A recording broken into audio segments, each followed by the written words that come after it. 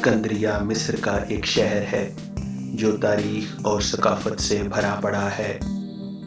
اسکندریہ کی تاریخ میں سب سے انوکھی چیز جو تھی وہ لائٹ ہاؤس تھا جو فیروز جزیرے پر واقع تھا۔ یہ سب سے پہلا اور بڑا روشنی کا مینار تھا جس کی اونچائی 450 فٹ تھی۔ اسکندریہ کے اس لائٹ ہاؤس میں موجود لائٹیں اتنی تیز تھیں کہ وہ سمندر میں 36 سے 56 کلومیٹر تک پھیل جاتی تھیں، اور لائٹ ہاؤس کو بنانے کا مقصد یہ تھا کہ آنے والے جہاز کسی چٹان وغیرہ سے نہ ٹکرا جائیں۔ اسکندر اعظم نے جب مصر کو فتح کیا تو اس نے وہاں ایک شہر آباد کیا جو اس کے نام کی مناسبت سے الیگزینڈریا یعنی اسکندریہ کہلایا۔ یہ بعد میں مصر کی اہم بندرگاہ اور تجارتی مرکز بن گیا۔ بحیرہ روم میں یہ پہلا لائٹ ہاؤس نہیں تھا، مگر یہ سب سے بڑا اور غیر معمولی ضرور تھا۔ مصر کے گریٹ پیرامڈز کی بات نہ کی جائے تو یہ لائٹ ہاؤس اس وقت کی سب سے بلند عمارت تصور کیا جاتا تھا۔ اگر اس لائٹ ہاؤس کے تعمیری پہلوؤں کا مورخین کی نظر سے بغور جائزہ لیا جائے تو اس کا نچلا حصہ چوکور نظر آتا تھا۔ درمیانی حصے کے 6 پہلو تھے اور اوپر والا حصہ گول تھا۔ سب سے پہلے فاؤنڈیشن چوکور حصے سے شروع کی گئی، اس کے اوپر درمیانی حصہ رکھا گیا اور سب سے آخر میں اس کا آخری گول حصہ نصب کیا گیا۔ یوں اس کی تعمیر کا مرحلہ مکمل ہو گیا۔ لائٹ ہاؤس کی تعمیر مکمل ہونے میں 20 سال لگے اور اس لائٹ ہاؤس کا ڈیزائن یونانی ماہر تعمیرات سیسٹراٹس نے بنایا تھا۔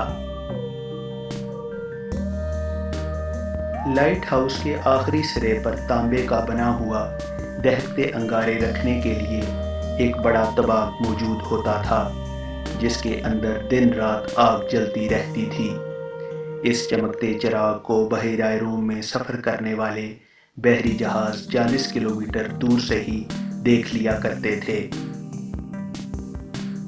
اسکندریہ کے لائٹ ہاؤس کے بارے میں 2 باتیں مشہور تھیں۔ ایک بات یہ کہ اس کی چوٹی پر ایک آئینہ نصب تھا جس میں ان تمام واقعات کو دیکھا جا سکتا تھا جو بحیرہ روم کے مشرقی سرے پر واقع شہر قسطنطنیہ جو اب استنبول ہے میں ہوتے تھے۔ اور دوسری بات یہ کہ اس آئینہ کو ایک جلتے ہوئے شیشے کے طور پر بھی استعمال کیا جاتا تھا۔ اگر کسی بحری جہاز سے اسکندریہ پر حملہ کرنے کی کوشش کی جاتی تو سورج کی جلتی ہوئی شعاؤں کو اس آئینے کے ذریعے جہاز کی طرف اس طرح منعکس کیا جاتا کہ وہ جل کر تباہ ہو جاتے۔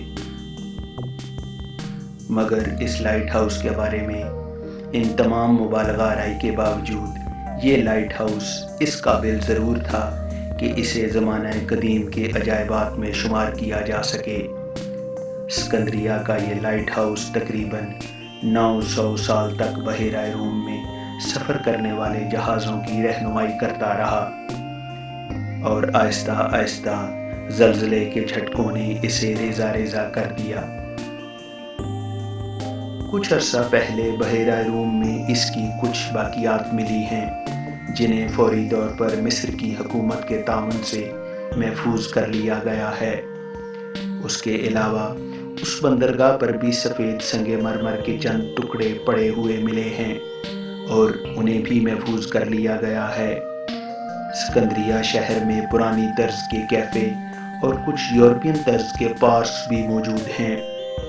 اس لائٹ ہاؤس کے اندر کی جانب سیڑھیاں موجود ہوتی تھیں جن کی مدد سے بآسانی بیکن چیمبر کی جانب جایا جا سکتا تھا۔ مصر کا یہ شہر سیاحوں کی توجہ کا مرکز ہے اور یہی وجہ ہے کہ ہر سال یہاں آنے والے سیاحوں کی تعداد میں اضافہ ہوتا جا رہا ہے۔